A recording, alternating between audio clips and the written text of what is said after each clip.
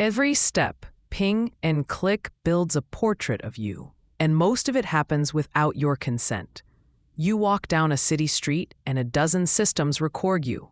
A CCTV tilts, a license plate reader logs the car, and your phone whispers your location. Those separate notes form a melody others can read. This video unpacks who's listening, how they stitch those notes into a portrait, and which moves actually reduce your exposure. First, let's look at the machines watching public spaces, starting with cameras and plate readers. Cities and shops use CCTV for safety and liability, but many systems now run AI that flags faces and behaviors. Automatic license plate readers capture plates and timestamps as cars pass. Those timestamped hits build a route map that can reveal routine, friends, or destinations. Imagine a breadcrumb trail for cars and people, easy to follow when stored long enough. Next, consider your phone. It's not just a phone, it's a moving sensor platform. Your smartphone pings cell towers and Wi-Fi routers. It scans Bluetooth beacons in stores. Apps request location, contacts, and motion data. Often those signals attached to an advertising ID, meant to be anonymous, but routinely rejoined to other data. Even with location off, signals leak through network towers and nearby Wi-Fi. Phones are both tools and tracking beacons. But how does web tracking maps that device data across sites? The answer is surprisingly clever and invasive. Web trackers once used cookies, but now fingerprinting builds a unique browser signature. Fonts, screen size, time zone, and installed plugins combine into a pattern that can follow you across sites. Real-time bidding auctions that pattern to dozens of ad partners in milliseconds. That means your device profile is broadcast while a page loads. It's like announcing your shopping list in a crowded room. Then everyone knows what you might buy. What about devices at home? Smart gadgets change the picture again. Data brokers harvest public records, app data, purchase histories, and location logs to build detailed profiles. They sell lists, people who plan to move, expectant parents, or high-income households. Those profiles feed risk scores and targeted ads, often without your direct consent. The market is vast and opaque, so your data can hop between companies you never heard of. If one company knows you, dozens might learn the rest. Who's actually collecting all this and why? Governments collect data for safety and law enforcement, CCTV, cell site simulators, and data requests to platforms. Tech companies gather behavioral data to sell ads and improve products. Telecoms see domains you visit, unless you use encrypted DNS and HTTPS. Each actor has different motives and legal limits. Knowing the motive helps you decide where to push back and where to accept trade-offs. But why is anonymity so fragile now? The next idea explains that with a simple, alarming study. A classic study showed 4 location points can re-identify 95% of people in a dataset. That's the mosaic effect. Harmless pieces recombine into a recognizable picture. Your home and work locations alone often identify you. Add regular stops, gym, school, clinic, and re-identification becomes trivial. Location is a master key because it ties patterns to real life. So if location is so powerful, how do shadow profiles and ad auctions capitalize on it? Let's unpack that quick mechanism. Real-time bidding broadcasts device signals to dozens of ad exchanges whenever a page loads. Platforms can stitch those signals into shadow profiles even if you never create an account. That means your device, location, and behavior create an inferred identity sold to advertisers. It happens in milliseconds. The scale makes it hard to see who holds what. So what's at stake when these profiles exist? The consequences reach beyond annoying ads. Surveillance shapes behavior. People self-censor searches and visits when they know they're watched. Personalized persuasion nudges decisions without awareness. Risk scores based on profiles can affect insurance, loans, and hiring. Data breaches amplify harm. More data captured means bigger fallout. Location leaks enable stalking and abuse. Journalists and activists lose protective cover. Privacy isn't a luxury, it's a foundation for dignity and future freedom. If the risks sound big, What can a regular person practically do? Start with simple threat modeling. Threat modeling asks 3 questions. Who are you protecting against? What you need to protect? And what trade-offs you'll accept? Protecting from advertisers is different than guarding against a targeted attacker. Define what truly matters: location, health records, or conversations, and focus efforts there. That clarity prevents burnout and wasted effort. Ready for practical moves? We'll start with quick wins you can do in minutes to shave off a lot of exposure. Quick wins, 15 minutes each. Enable automatic updates to patch leaks. Reset and lock down your phone's advertising ID. Audit app permissions and remove background location access. Those small steps stop common leaks. Also limit notification previews and secure backups with strong passcodes. These moves reduce easy wins for trackers and attackers. They're small, but compound fast. Now let's level up to browser and account hygiene that blocks trackers across the web. Harden your browser. Block third-party cookies. Install a quality content blocker like uBlock Origin, and use Privacy Badger to learn trackers. Enable HTTPS-only mode, and consider separate browser profiles for work and personal tasks.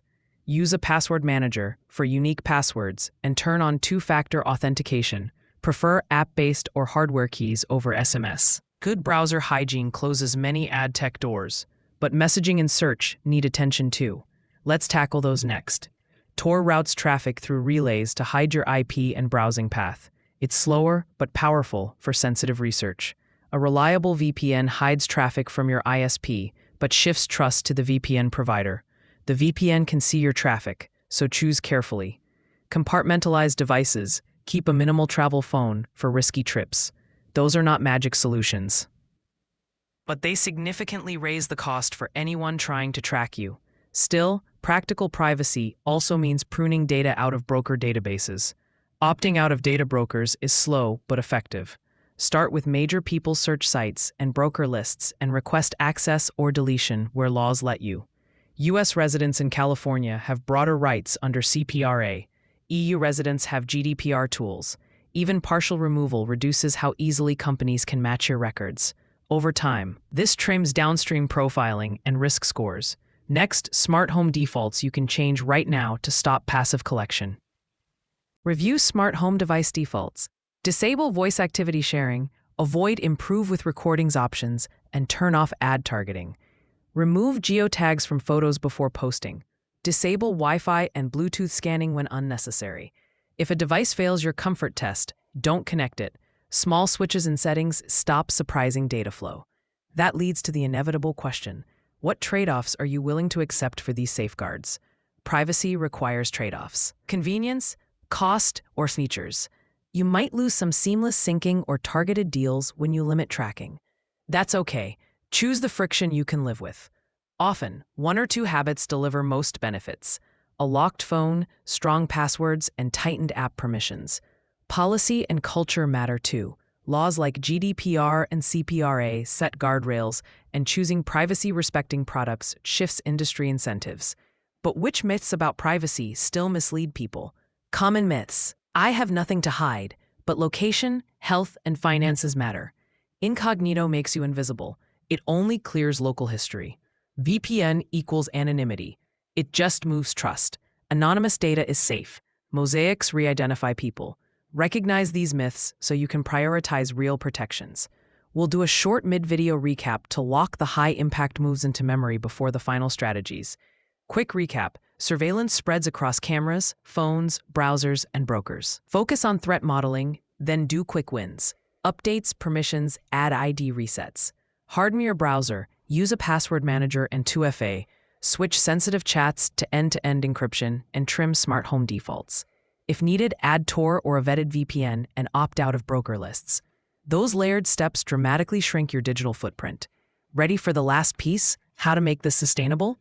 Make privacy a habit. Schedule a monthly privacy check. Review permissions. Delete unused accounts and reset ad IDs. Use separate profiles for work and personal life. Teach family members the basics: lock screens, app permissions, and cautious sharing. If you lead a team, build privacy by design into products and follow frameworks like NIST's privacy guidance. Small, repeatable rituals keep exposure low and reduce chances of a big mistake. There's also power in public action. Advocate for better defaults. Support laws that limit data collection and require transparency. Choose services that do less collection. Companies notice when users pick privacy-first tools, the market shifts. Technical solutions like differential privacy and on-device processing can reduce data sharing at scale. Your personal steps matter, but collective choices change industry incentives.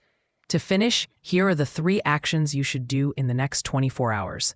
If you want to level further, install content blockers and Privacy Badger, create separate browser profiles, move sensitive chats to Signal, and consider Tor for high-risk browsing. Opt out requests to major data brokers and review smart home settings. Remember, privacy isn't perfection. It's risk reduction by intent. Small, layered steps compound. Now for a final thought. Privacy today is about the power to choose what you share. Hold that choice deliberately. Privacy isn't dead, but it's no longer the default. Systems default to collection, so safeguarding your life takes practice and tools. Start where it matters to you. Cut easy leaks. Adopt a couple of stronger hygiene habits and push for better product defaults. Over time, your choices not only protect you, but change what companies build. If you found this useful, you can make a difference beyond your own settings. But first, one last reminder. Final reminder, what you choose not to share is your power. Keep simple habits, updates, permissions, unique passwords, and encrypted chats. Teach those around you and advocate for smarter defaults. Privacy is a practice, not a single switch. Take the 3 quick steps now and you'll already be safer. Ready to take control? The next move is yours, and it starts with a single setting. If you want more depth, I've outlined practical resources and a step-by-step checklist in the description. Pick 1 habit per week and make it stick.